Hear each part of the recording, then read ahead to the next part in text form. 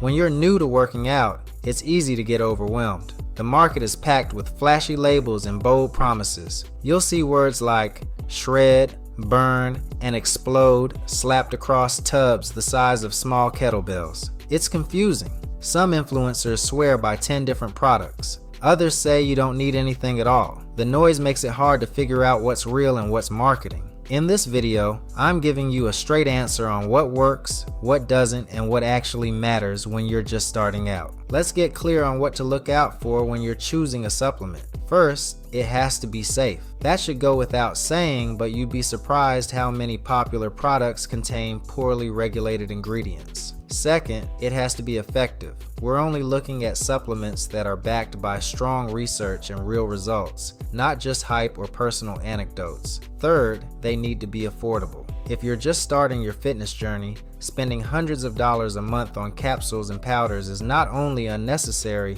it's unsustainable. Finally, it has to deliver something that food alone can't easily provide in the right amount. If you can get it from your dinner plate, you don't need it in a pill. Supplement 1. Let's start with whey protein. It's one of the most researched and widely used supplements for a reason. Protein is essential for muscle repair and growth, especially after resistance training. Most people know that. But getting enough protein through food alone can be tricky, particularly if you're on the go, have a small appetite, or don't eat a lot of meat or dairy. A scoop of whey gives you about 20 to 25 grams of high-quality protein with all the essential amino acids your body needs to build muscle. It digests quickly, which makes it ideal after a workout. And compared to other protein supplements like casein or plant-based blends, whey has one of the highest bioavailability scores, meaning your body can absorb and use it more efficiently. Most people tolerate it well, though if you're lactose intolerant, there are isolate versions that strip out most of the lactose. It's not magic, but if you're struggling to meet your daily protein needs, it's practical, safe, and backed by science. Supplement 2.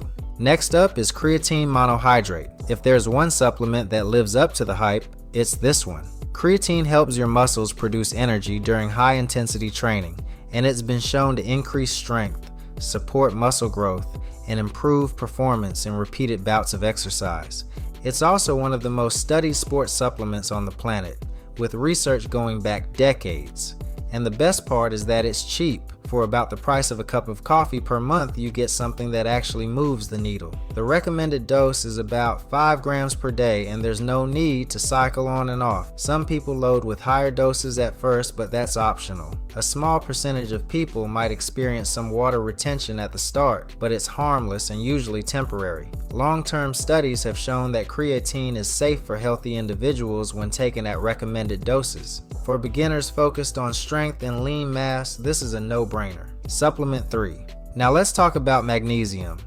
It's not the flashiest supplement, but it quietly supports nearly every system in your body. For gym goers, magnesium is incredibly important for muscle relaxation, nerve function, and quality sleep. All three are key for recovery. Yet studies show that a significant portion of adults don't meet their daily magnesium needs, especially those eating processed diets or training intensely. If you're experiencing muscle cramps, poor sleep, or constant fatigue, low magnesium might be one reason. It's not a direct muscle builder like protein or creatine, but it helps your body bounce back between sessions. Magnesium glycinate and magnesium citrate are two of the more absorbable forms to look for. Avoid oxide forms, as they're poorly absorbed and more likely to cause digestive upset. Supplement 4. Omega-3s are another foundational supplement that supports both general health and fitness.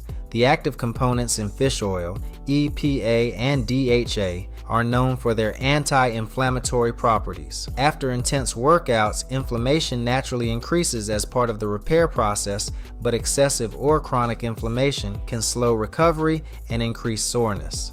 Omega-3s help manage that. They also support joint health, which becomes more important as you increase your training volume. There's even evidence suggesting that omega-3s may improve muscle protein synthesis when combined with exercise and adequate protein intake. Outside of the gym, omega-3s benefit heart and brain health, which is a nice bonus. Aim for a product that gives you at least 500 milligrams of combined EPA and DHA per serving, and is tested for purity. If you don't eat fatty fish 2 or 3 times a week, supplementation is the best way to go. Supplement 5. Vitamin D3 is next, and while it's known for its role in bone health, it also influences muscle function, immune strength, and even hormone levels. Low vitamin D is extremely common, especially in people who spend most of their time indoors or live in areas with limited sunlight. That includes a lot of gym goers, especially in winter. Studies link low vitamin D levels to decreased muscle strength, impaired recovery, and greater injury risk. It's not something you'll feel right away, but optimizing your levels over time supports everything from energy to performance.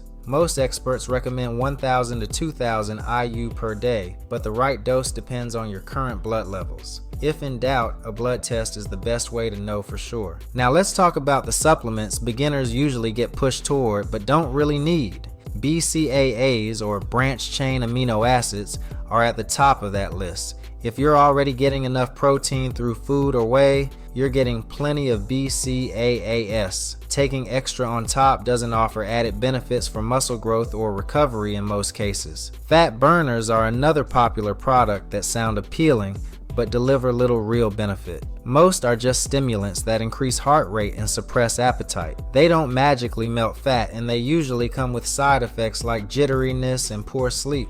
Detox teas, testosterone boosters, and nitric oxide boosters also fall into the category of overhyped, with little to no reliable research backing them for new lifters. To use the right supplements effectively, you need to know when and how to take them. Whey protein is best taken within an hour after training or between meals if your protein intake is low. Creatine works best when taken daily, regardless of training days, and it can be taken with water or added to a shake. Magnesium is best taken in the evening, since it supports relaxation and sleep. Omega-3s should be taken with a meal that contains fat to boost absorption.